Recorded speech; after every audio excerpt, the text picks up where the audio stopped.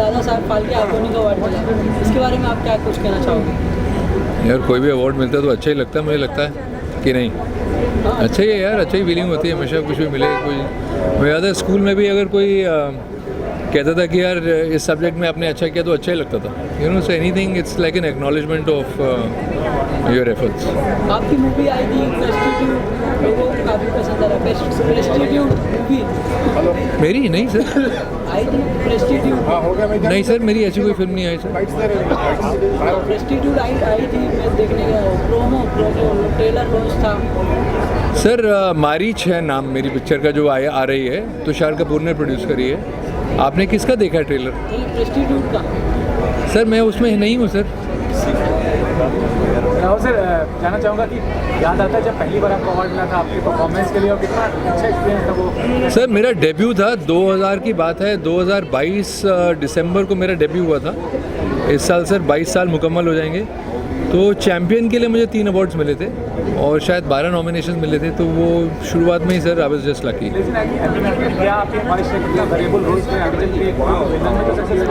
जी जी जी सर, मैं यही चाहता हूँ कि और सारे किस्म के रोल करूँ, सारी किस्म की खुशबुएँ करें, क्योंकि क्या होता था कि जब तैयारी कर रहे थे एक्टिंग स्कूल वगैरह में थे तो वहाँ पे ऐसा बोला जाता था यार 7 रस होते हैं, तो हर किस्म का इमोशन होता है एक व्यक्ति में, एक इंसान में। तो जब आप नेगेटिव रोल्स ज़्यादा करते हैं तो उसमें एक रिस्ट्रिक्शन ये हो जाता है कि वही रौद्र मतलब गुस्सा, ईर्ष्या यानी कि जेलसी, इस किस्म के नेगेटिव इमोशंस को लेके चलता है किरदार। तो कई बार किरदार में थोड़ी जस्टिफिकेशन होती है तो उसमें ज़्यादा मज़ा आता है। अभी हाल ही में और किस्म की खुशबुएँ मिल रही हैं लाइफ में करने को। निखिल अडवाणी साहब ने मुझे वो हॉटस्टार पे द एम्पायर में बहुत ही अच्छा एक रोल दिया था वज़ीर खान का, जो कि इट वाज वंडरफुल। अभी इनफैक्ट उनकी कंपनी के लिए एक और मैंने अधूरा कुछ कंप्लीट किया, अधूरा है नाम उसका सीरीज़ का, ये आएगी अमेज़ॉन पे। गौरव चावला और अनन्या बनर्जी इसके डायरेक्टर्स हैं। तो luckily for me now things are people are accepting you. वो जो डिवाइड होता था ब्लैक और वाइट का ना, वो डिवाइड चले गया। और कोई ऐसा पैशन है जो हम लोग नहीं जानते, आम आदमी नहीं जानता है, करना चाहते हैं? सर मेरे बारे में सभी को पता है कि मुझे एक्सरसाइज का शौक़ है, तो वो एक जेन्युइन पैशन है। दूसरा पैशन जो बहुत सारे लोगों को शायद नहीं पता होगा कि मैं एक कॉफ़ी बहुत पसंद है सर मुझे।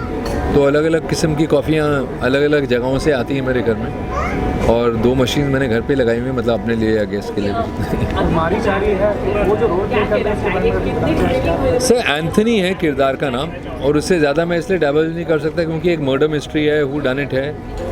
तो उसमें एक हैटमैन की खोज है अकॉर्डिंग टू द प्रोमोस। तो हैटमैन कौन है वही एक मतलब सवाल है। तो we'll find out on the 7th of December. Thank you sir, thank you. You know, she's put in a lot of effort and she's made that brand called Sari Mood. Sari Mood basically एक ऐसा brand है जो कि मुझे लगता है कि अगर आप इंडियन नारी देखें या कहीं ग्लोबल भी किसी भी औरत को देखें, एक साड़ी एक ऐसा कमाल का ड्रेप है जिसके अंदर whether you are pregnant, whether you're fat, whether you're fit, sari looks great on everybody.